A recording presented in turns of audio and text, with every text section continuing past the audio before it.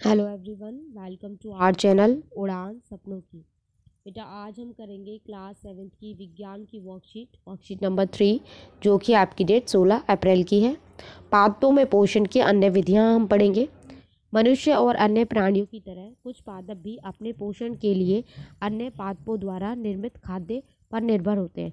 जैसे हम अपने खाने के लिए और दूसरों पे डिपेंडेंट है ना, प्लांट्स पे डिपेंड करते हैं, पौधों पे। पौधे जो हमें देते हैं फिर हम उसे खाते हैं। तो ऐसे ही क्या होता है, पौधे भी ऐसे होते हैं जो अपना खाना खुद नहीं बना पाते हैं, दूसरे पौधों से लेते हैं या फिर दूसरे उनसे लेते हैं। क्या कह सकते हैं हम, कीड़े मकोड़ों से, यानी कि इंसेक्ट से, जीव से लेते हैं। वे विषमपोषी कहलाते हैं। क्या कहलाते हैं? विषमपोषी। ये प्रणाली क्या कहलाती है? विषमपोषी प्रणाली कहलाती है। चित्र को देखें, यह अमरबेल का पादप है। ये देखो बेटा, ये आपने देखा होगा पौधों के ऊपर एक येलो पतली पतली से आपको क्या बोलते हैं, बेल की तरह दिखेगा, तो उसे अमरबेल कहते हैं। ठीक है, इसमें क्लोरोफिल नहीं होता है। अब खाना बनाने के लिए क्लोरोफिल बहुत ज़रूरी है। जिसमें क्लोरोफिल नहीं होगा वो खाना नहीं बना सकता। तो ये अमरबेल क्या है, अपना खाना नहीं बनवा पाती है। ये अपना भोजन उस पादप से प्राप्त करते हैं जिस पर यह आरोहित है। तो ये क्या होता है, ये कोई पेड़ है और उसके ऊपर ये अमरबेल फैली होती है। तो जिस पौधे पर ये होती है उससे ये खाना लेती है। ठीक है, और उस पौधे को हम क्या कहते हैं? पादप परपोषी। क्योंकि अमरबेल जैसे पादप परपोषी को जिस पर आरोहित होती है वे पादप परपोषी कहलाते हैं। क्योंकि अमरबेल जैसे पादप परपोषी को अमूल्य पोषकों से वंचित करते हैं, अतः इन्हें परजीवी कहते हैं। तो ये जो अमरबेल है क्या कहलाएगी? परजीवी कहलाएगी। क्या आपने ऐसे पादपों को देखा है, पौधों को देखा है या सुना है जो जंतुओं को खाते हैं, भक्षण करते हैं, मतलब जंतुओं को खाते हैं? कुछ ऐसे पादप भी हैं जो कीटों को पकड़ते हैं तथा उन्हें पचा जाते हैं, है ना। ऐसे पौधे भी हैं जो कीटों को पकड़ भी लेते हैं और खा भी लेते हैं। ऐसे पौधे हरे या फिर किसी और रंग के हो सकते हैं। चित्र में देखिए, इसकी ये देखो बेटा, ये घड़े के समान दिखाई देने वाली संरचना वास्तव में उस पत्ती का रूपांतरित भाग है। तो ये पत्ती से बना घड़े की तरह नजर आ रहा है। ये देखो यहाँ दोनों जगह पत्ती का शीर्ष भाग घड़े का ढक्कन बनाता है। ये देखो यहाँ ढक्कन भी बन जाता है भाई। घड़े के अंदर अनेक रोम होते हैं, यानी कि बाल टाइप में होते हैं। यह नीचे की ओर लटके रहते हैं।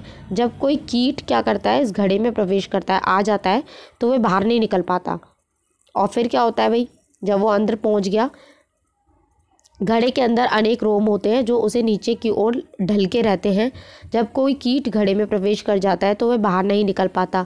घड़े में उपस्थित पाचक रस द्वारा कीटों का पाचन हो जाता है। तो जो घड़ा होता है उसके अंदर पाचक रस, जैसे हमारे अंदर भी रस होता है ना खाना पचाने के लिए, तो उनके अंदर भी रस होता है, फिर वो उस कीड़े को पचा जाते हैं। ऐसे पादप कीटभक्षी कहलाते हैं। क्या कहलाते हैं? कीटभक्षी। एग्जाम्पल है आपका घटपर्णी पादप और वीनस फ्लाई ट्रैप। तो ये देखो बेटा, डायग्राम में वीनस फ्लाई ट्रैप है और ये आपका क्या है? घटपर्णी पादप। अभी क्यों करते हैं ऐसा? ये पादप कीटों के ऊपर इसलिए निर्भर होते हैं क्योंकि इस प्रकार के पादपों को मृदा से सभी आवश्यक पोषक तत्व नहीं मिल पाते हैं।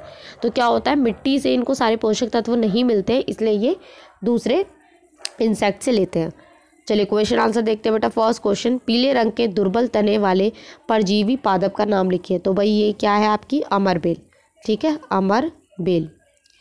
सेकेंड क्वेश्चन, कीटभक्षी पादप के उदाहरण लिखिए। तो आप यहाँ से लिखेंगे उदाहरण घटपर्णी और ये।